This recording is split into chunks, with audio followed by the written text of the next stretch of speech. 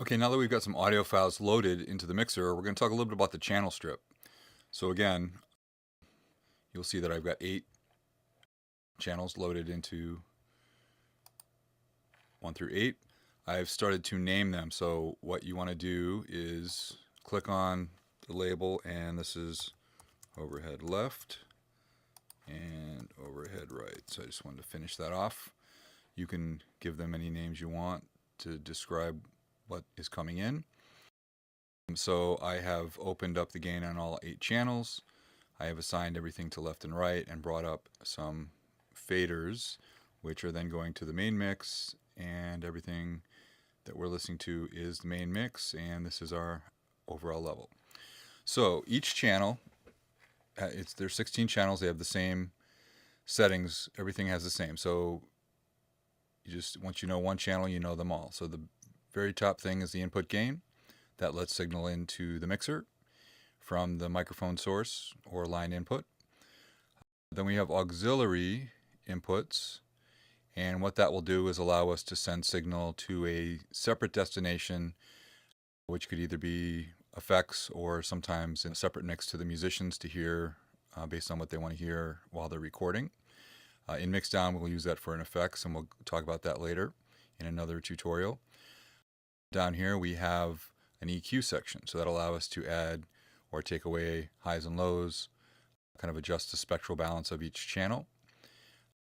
We have an insert, which will allow us to insert a certain processor, usually compressor or outboard EQ, that we'll get to with the Patch Bay module, Patch Bay tutorial.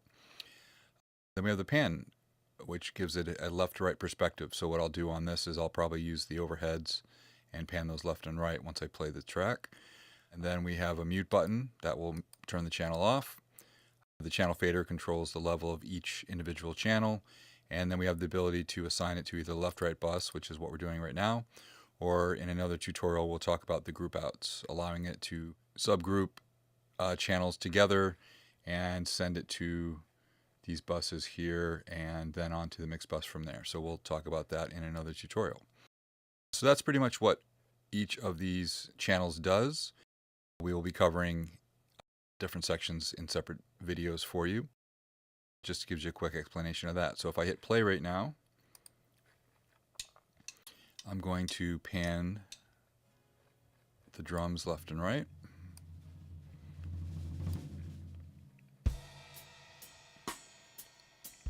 And maybe the hi-hat will pan to one side a little bit. And toms spread out just a little bit. And so if I wanted to add a little bit of brightness to the top of the snare, let's say, I could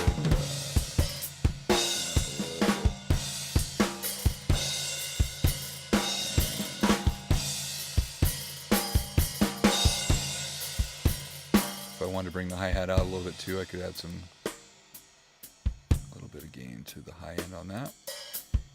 If I thought the kick was a little too muddy, I might be able to pull out a little bit of low end on that. So you can just balance that out as you need to. And the solo button here, which I didn't talk about, will allow us to hear individual channels without having to turn everything off. So if I wanted to work with the EQ of the kick, and then hear everything back in the mix, makes it nice and easy to isolate individual channels as you're working on them. So give that a try. It's very easy to do that, very flexible, and allows you to focus on each channel and then quickly go back to the balance of the entire mix using panning, levels, and EQ. All right.